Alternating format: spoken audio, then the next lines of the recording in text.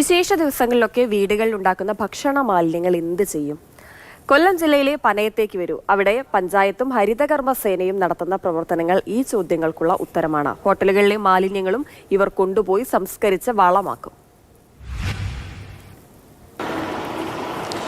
തെരുവിൽ വലിച്ചെറിയുന്ന മാലിന്യം വലിയ പ്രതിസന്ധിയാണ് നമ്മുടെ സംസ്ഥാനത്തിന്. തെരുവിൽ മാലിന്യം എറിയുന്നവരെ കണ്ടെത്തി കൊടുക്കുന്നവർക്ക് പാരിതോഷികം അടക്കം പ്രഖ്യാപിച്ച ഒരു നാടുകൂടിയാണ് നമ്മുടെ കേരളം. പക്ഷേ അതൊന്നും വേണ്ടാത്ത ഒരു പഞ്ചായത്ത് കൊല്ലം ജില്ലയിലുണ്ട്. കാണാം ആ കാഴ്ചകൾ.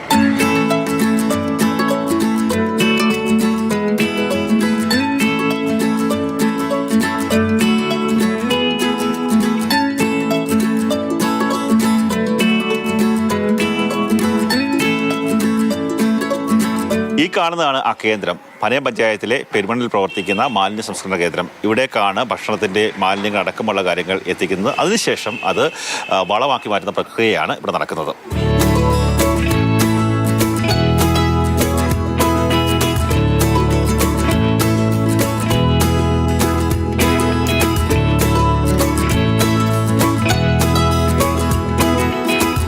അപ്പോൾ ഈ മാലിന്യം കൊണ്ട് തള്ളുന്നത് നമ്മൾ പല പ്രാവശ്യം ശ്രദ്ധിച്ചപ്പോൾ ഈ മാലിന്യം കൊണ്ട് തള്ളുന്നത് തലേ ദിവസം വീടുകളിൽ നടക്കുന്ന ഫംഗ്ഷൻ്റെ അവശിഷ്ടങ്ങൾ ഇവർ വണ്ടിയിലാക്കി കൊണ്ടുവന്ന് ഏതെങ്കിലും റോഡ് സൈഡിലും പൊതുസ്ഥലത്തും തള്ളുന്ന ഒരു സ്ഥിതിയുണ്ട്.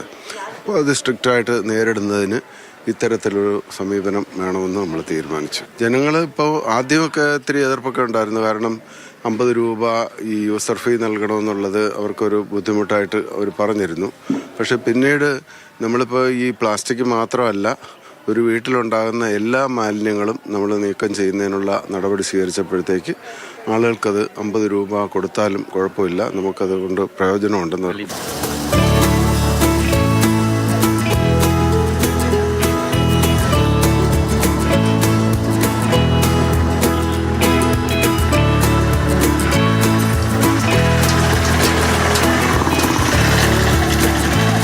ഓരോ വീടുകളിലും നടക്കുന്ന വിശേഷങ്ങൾ, അവിടെ ഉണ്ടാകുന്ന ഭക്ഷണത്തിൻ്റെ മാലിന്യങ്ങൾ ശേഖരിക്കുന്നതാണ് രീതി. നേരത്തെ തന്നെ ഹരിതകർമ്മ സേനാ പ്രവർത്തകർ ആ വീടുകളിലേക്ക് എത്തും. അവിടെ വിവിധ തരത്തിലുള്ള ബക്കറ്റുകൾ നൽകും. അതിൽ ഒന്നിൽ ഭക്ഷണ മാലിന്യങ്ങൾ, അതുപോലെ തന്നെ രണ്ടാമത്തേതിൽ ഇലയടക്കമുള്ള കാര്യങ്ങൾ, മൂന്നാമത്തേതിൽ പ്ലാസ്റ്റിക്, അതുപോലെ തന്നെ പേപ്പർ മാലിന്യങ്ങൾ, അവയൊക്കെ തന്നെ ശേഖരിക്കേണ്ട രീതിയെക്കുറിച്ച് കൃത്യമായി ആ വീട്ടുകാർക്ക് പറഞ്ഞു കൊടുക്കും.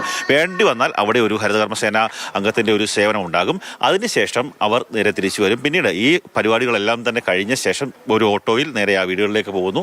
അവിടെ നിന്ന് ഇത്തരത്തിലുള്ള മാലിന്യം ശേഖരിക്കുന്നു.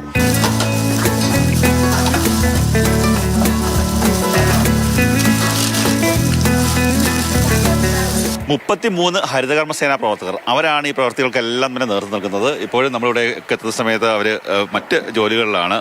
എന്താ നമ്മുടെ ഈ ഒരു പ്രോജക്റ്റ് എങ്ങനെയാണ് ഈ വീടുകളിൽ നിന്നുള്ള വീടുകളിൽ നിന്ന് മാലിന്യം എടുക്കുന്നതെന്ന് പറഞ്ഞാൽ 100 പേരെ കൊണ്ടുള്ള എല്ലാ ഫംഗ്ഷൻസും പഞ്ചായത്തിൽ അറിയിക്കുകയും ആ പഞ്ചായത്തിൽ അറിയിക്കുന്ന അനുസരിച്ച് ഹരിതകർമ്മസേനയ്ക്ക് അറിയിപ്പ് നൽകും. ഹരിതകർമ്മസേന അതനുസരിച്ച് വീടുകളിൽ പോയി ബിന്നുകൾ വെച്ചിട്ട് അവിടെ നിന്നും ജൈവ മാലിന്യങ്ങൾ തരംതിരിച്ച് നമ്മുടെ RRFലേക്ക് എത്തിക്കും. അതിനുശേഷം അത് നമ്മുടെ എയറോബിക് യൂണിറ്റുകളായ തുമ്പൂർ മൊഴി വഴി ജൈവ മാലിന്യങ്ങൾ സംസ്കരിക്കുകയും ആ ജൈവ മാലിന്യങ്ങൾ തരംതിരിച്ച് ഹരിതകർമ്മസേന കൈമാറും. ഈ ജൈവവളം എടുത്ത് നമ്മൾ വളമാക്കി മാറ്റും. വളമാക്കി നമ്മൾ വിൽക്കുന്നുണ്ട്.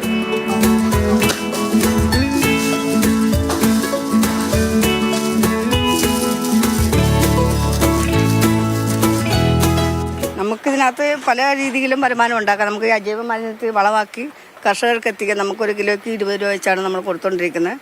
അപ്പോൾ അതിൽ നിന്ന് നല്ല വരുമാനമുണ്ട്. പിന്നെ അജൈവ മാലിന്യത്തിലും നമുക്ക് വരുമാനമുണ്ട്.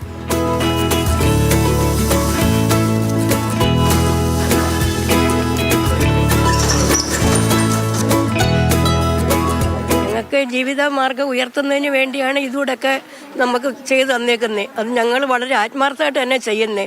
ഞങ്ങളെ ശമ്പളം നോക്കി ഒന്നുമല്ല ചെയ്യുന്നത്. ശമ്പളം എന്ന് പറഞ്ഞാൽ അത്ര ഇല്ല. രാത്രി 8 മണി വരെ അവിടെ ജോലി ചെയ്യും ചില ദിവസങ്ങളിൽ.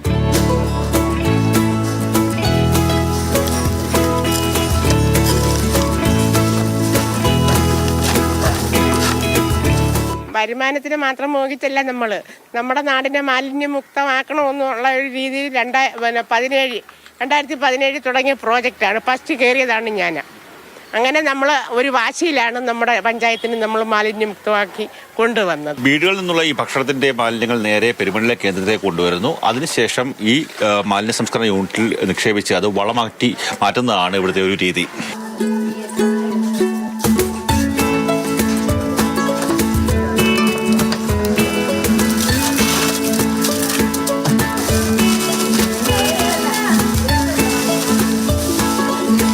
പനയം കൊല്ലം ജില്ലയിലെ ഒരു ചെറിയ പഞ്ചായത്താണ്. പക്ഷേ മാലിന്യ സംസ്കരണത്തിൻ്റെ കാര്യത്തിൽ അത് ഈ നാടിന് തന്നെ വലിയ മാതൃകയാണ്.